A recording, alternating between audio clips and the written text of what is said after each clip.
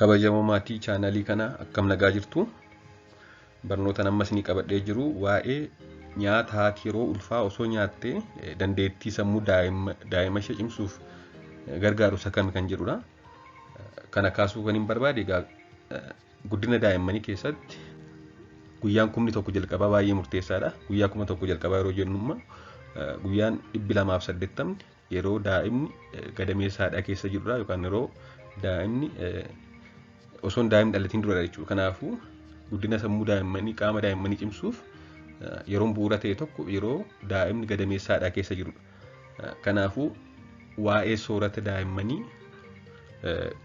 kan yeroo isaan gadameessaadhaa keessa jiranii maal yoo argatan guddina sammuu isaaniif gaariidha kan jedhu akka armaan gaditti ni kaasaa gadhumaatti hordofaa. Chaanalii kanaafis haaraadha taanaan sabskiraayib gochuun dagatina.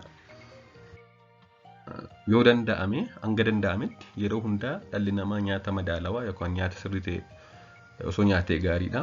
Keessumatti immoo yeroo ulfaa haati tokko ofii ishees daa'ima ishees qallabaa jirti waan ta'eef wanta ishee fayyadus wanta daa'ima ishee fayyadus yaaddee nyaachuu qabdi jechuudha.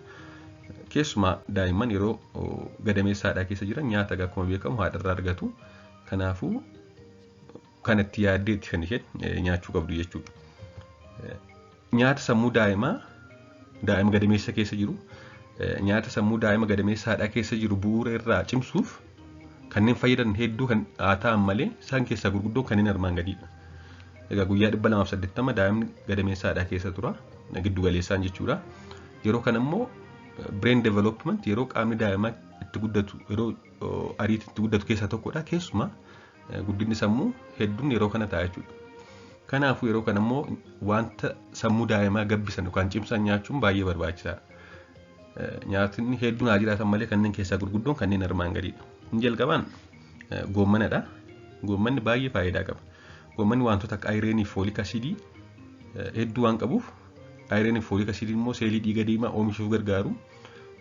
Kanaafuu goommana nyaachuun yeroo ulfaa akka haatis ta'e daa'imni hir'ina dhiigaan godhanneef ni fayyada jechuudha. Kana malee goommanni faayidaa hedduu qaba daa'imaaf. Akkuma beekamu fooliik asiidii fi ayireenis dabalata guddina sammuu daa'immaniif baay'ee fayyada. Wantoonni kun lamaan immoo goommana keessa sirriitti argamu jechuudha. Kana malees goommanni vaayitaaminota akka vaayitaamin A, vaayitaamin C fi mineraalota akka kaalshiyeemii fi faayibarii sirriitti qaba waan ta'eef ni fayyada jechuudha. Goommana yeroon jedhu isa raafuu maraa osoo hin ta'in goommana bakka hedduutti argamu akka suura irratti argitan kana isa kanadha jechuudha kan baay'ee barbaachisaa ta'e. Goommanni raafuu maraas baay'ee barbaachisaadha garuu caalmaatti isa kanatu baay'ee gaariidha yeroo ulfaa. Inni lammaffaa muuziidha. Muuziin faayidaa hedduu kan daa'ima gadameessa keessa jiruuf qabu ta'ee dabalataan immoo pootaasiyeemii hedduu waan qabuuf qaama haadhaa cimsuun dadhabbii yeroo ulfaa mul'atu ni hir'isa. Yeroo ulfaa dadhabbii qaamaa godhachuun kan beekamudha. Muuziin immoo pootaasiyeemii hedduu qaba. Pootaasiyeemiin immoo cimina qaamaaf ni fayyada. Kanaafuu haati akka jajjabaatu taasisa jechuudha. Dabalataanis guddina sammuu daa'immanii keessatti wanta baay'ee fayyadu adda addaa muuziin qaba. Inni sadaffaan kaarotiidha. Kaarotiin akkuma beektan vaayitaamin A hedduu qaba. Vaayitaamin A ammoo guddina sammuu daa'immanii dabalatee guddina ijaa akkasumas immoo guddina fi fayyummaa gogaa daa'imaa akkasumas immoo cimina lafeef hedduu fayyada. Kana malees faayidaa hedduu qaba vaayitaamin A. Vaayitaamin A kana immoo kaarotii keessa hedduutu argama. Kanaaf kaarotii nyaachuun baay'ee barbaachisaa jechuudha. Akkasumas kaarotiin hanga faayibarii hedduu waan qabuuf gogiinsa garaa darbee yeroo ulfaa mul'atu ni ittisa. Haadholiin tokko yeroo ulfaa yookaan yeroo daa'ima gadameessatti baatanii gogiinsa garaa kan godhatan jiru. Isa kanaaf egaa akka furmaataattis akka ittisuufis ni fayyada jechuudha kaarotiin. Maaliif faayibarii hedduu qaba waan ta'eef. Inni gara biraan ashaboo galaanaa yookaan yebaar cawu isa jedhamudha. Ashaboon galaanaa hanga mineraala guddina daa'immaniif hedduu fayyadu kan ayoodiinii jedhamu hedduu qaba waan ta'eef baay'ee gaariidha. Ayoodiin maal fayyada? Hormoonii taayiroid hormoonii kan jedhamu hormoonota taayiroidiin oomishuuf gargaara. Hormoononni kun immoo guddina daa'immanii keessatti keessumaa guddina sammuu fi qaamaa keessatti gahee hedduu taphatu jechuudha. Kanaaf ashaboo galaanaa ashaboo ayoodiinii qabu nyaachuun baay'ee faayidaa qaba. Inni gara biraan avokaadoodha. Avokaadoon akkuma beektan nyaata baay'ee mi'aawaa ta'edha. Nyaata adda addaatti dabalana nyaata mi'eessa akkasumas immoo hanga fooliik asiidii hedduu qaba waan ta'eef akkuma kanaan dura kaasee ture fooliik asiidiin immoo fooliik asiidii gahaa yeroo ulfaa nyaachuun dhibee ispaayinaa bifida yookaan meningoomaayiloosis jedhamu ittisuuf baay'ee gargaara. Kana malees immoo akkuma sila kaasee fooliik asiidiin seelii dhiiga diimaa yookaan red blood cell oomishuuf ni fayyada. Kanaafuu avokaadoo keessatti fooliik asiidiin sirriitti argama waan ta'eef avokaadoo nyaachuun baay'ee fayyada jechuudha. Akkasumas immoo avokaadoo keessa gosa coomaa sammuu daa'immanii cimsu hedduu qaba.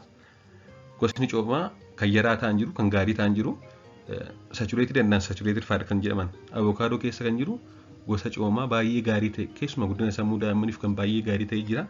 Kanaafuu avokaadoo nyaachuun baay'ee fayyada jechuudha yeroo ulfaa. Akkasumas avokaadoo vaayitaamin C hedduu waan qabuuf dhibeewwan adda addaa qaama isaanii irraa ittisa. Inni gara biraan ocholooniidha. Ocholooniin wantoota akka seleeniyeemii kan fayyummaa onneef baay'ee gaarii ta'edha. Akkasumas immoo maagneeziyemii, ayireenii, zinkii fi kan kana fakkaatan hedduu qaba. Kana malees wanta omeegaa 3 jedhamu kan kanaan dura kaasee ture guddina sammuu daa'immaniif kan baay'ee fayyadu omeegaa 3 kana qaba jechuudha.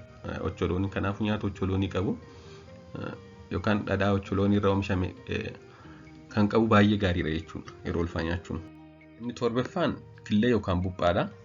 Killeen pirootinii hedduu fi hanga wanta guddina sammuu daa'immaniif baay'ee gaarii ta'e omeegaa 3 kan armaan olitti jedha jechuudha. Kanneen kan hedduu qaba waan ta'eef baay'ee gaariidha jechuudha guddina sammuufis akkasumas qaama daa'immaniif. Kanaafuu yeroo ulfaa killee yookaan buphaa nyaachuun baay'ee gaariidha jechuudha fayyummaa fi guddina qaamaa fi sammuu daa'immaniif.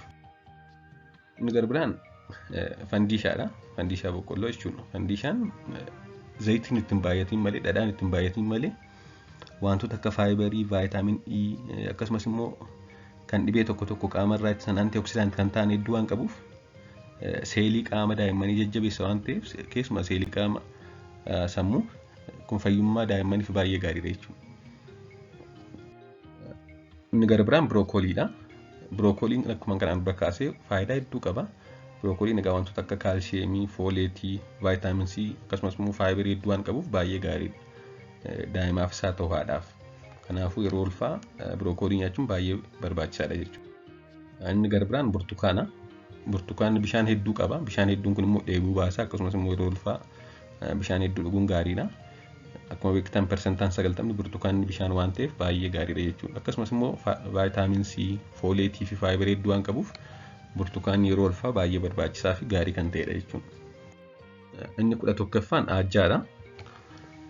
Aajjaan daa'ima gadameessa jiruufis ta'e dabalataadhaaf kaarboohayidireetii hedduu kan kennan keessaa isa tokko waan ta'eef haadha jabeessuu akkasumas immoo guddina qaamaaf baay'ee gaariidha. Kanumas dabalataan immoo hanga koolesteroolii qaama keessaa kan gadi buusu waan ta'eef fayyummaa haadhaaf akkasumas dhiibbaa dhiigaa adda addaa yeroo ulfa wajjin wal qabatee dhufuuf kanneen kan hir'isuuf aajjaan baay'ee gaariidha jechuudha.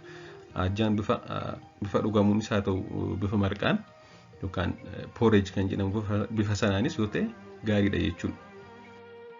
Inni itti aanu aannan itittuu fi akkasumas immoo bu'aa aannanii kan garbiroodha. Aannan mineraala kaalshiyeemii jedhamu kan yeroo ulfaa hedduu barbaachisu. Keessumaa yeroo ulfaa gaadoliin hordoffii ulfaa irratti kaalshiyeemii fi ayireeniin fudhatu. Maaliifidha kuni baay'ee barbaachisaa waan ta'eef qaamaaf, qaama ammataa isaaniifis ta'e daa'imaaf, keessumaa kan daa'imaaf hedduu barbaachisu. Kanaaf aannan immoo mineraala kaalshiyeemii hedduu qaba. Kana qabaachuun isaa immoo fayyummaaf guddina qaama daa'imaafis baay'ee gaariidha jechuudha. Kanaafuu aannan itittuu yookaan bu'aa aannanii hedduu yeroo ulfaa fayyadamuun baay'ee gaariidha, barbaachisaadhas. Inni gara biraan foon lukkuudha. Foon lukkuu pirootinii hedduu waan qabuuf dubartii ulfaaf baay'ee barbaachisaadha. Akkasumas immoo qaama daa'ima guddataa jiru ijaaruufis ni gargaara. Kanaafuu foon lukkuu yeroo ulfaa argachuun baay'ee barbaachisaaf gaarii kan ta'edha.